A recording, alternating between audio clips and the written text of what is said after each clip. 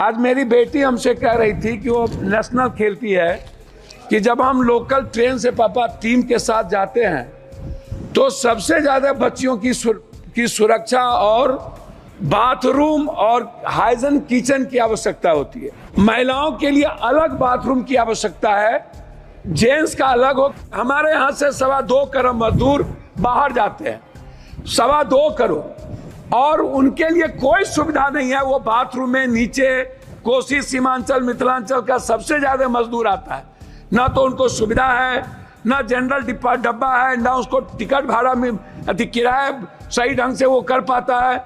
जो वर्तमान में 12 लाख कर्मचारी कार्यरत हैं, उसके बाद 10 सालों से 5,000 कर्मियों की नियुक्ति की प्रक्रिया शुरू हुई 5 साल पहले, और अभी तक जब आप देखेंगे तो उसमें group A 1965, group C B 105, group C 2,48,895, operation safety free 53,178 पद खाली है।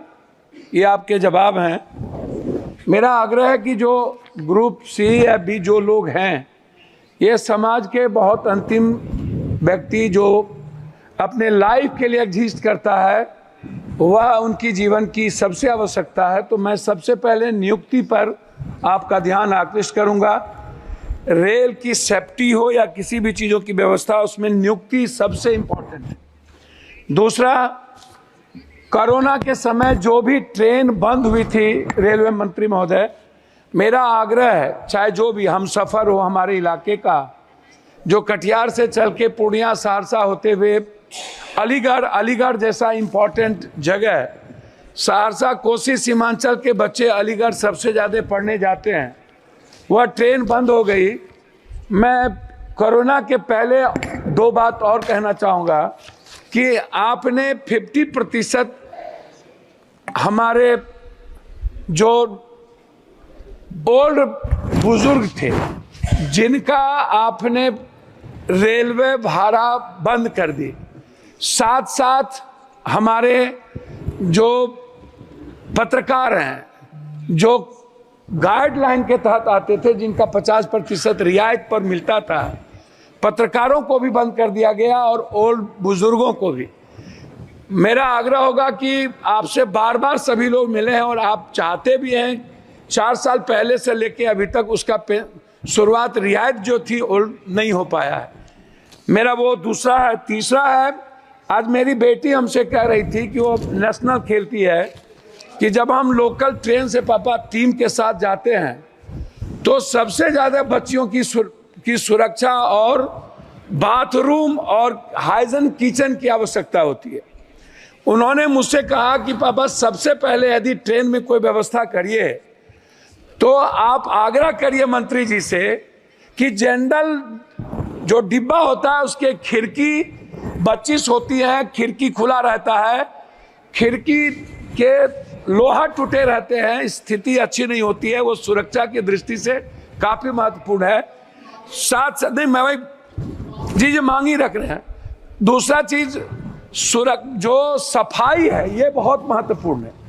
महिलाओं के लिए अलग बाथरूम की आवश्यकता है, जेंट्स का अलग हो, क्योंकि आप जानते हैं महिलाएं और जेंट्स का जो टॉयलेट का तरीका है बिल्कुल डिफरेंट है, इसलिए महिलाओं की बाथरूम की आवश्यकता पर ध्यान देने की जरूरत है। प्लेटफॉर्म पर कहीं भी वेटिंग हॉल नहीं है ढंग का, और जो वेटिंग हॉल है वो उसके सामान से भर जाता है, लोगों को रहने की व्यवस्था नहीं है।